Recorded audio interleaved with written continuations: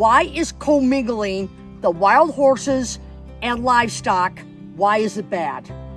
Okay, so yeah, that's a really good question. And so you've got areas, herd management areas and herd areas where livestock and wild horses are commingled. They're kept together intentionally. And these are areas that are ecologically damaged. Okay, they're damaged because we've had livestock grazing in these areas for a couple hundred years now. Well, both cows and sheep, right? Sure, I mean, right, all livestock. Okay.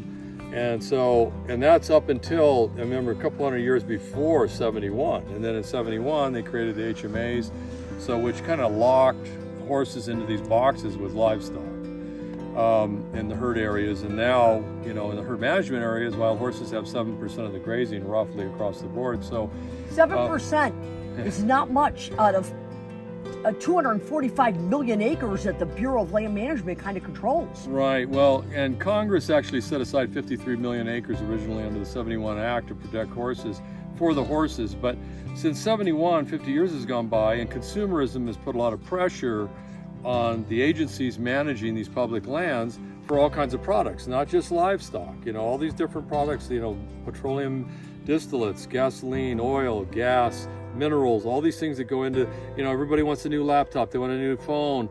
They don't think about, well, where do the materials come from? They come from public lands, Okay. all these different. All right.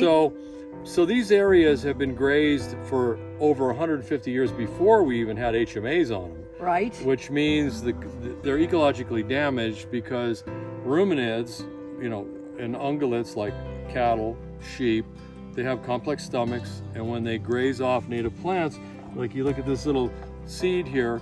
Now, if a cow ate that, what would happen is it would digest those seeds, and that would be the end of that plant's life cycle. It'd be dead.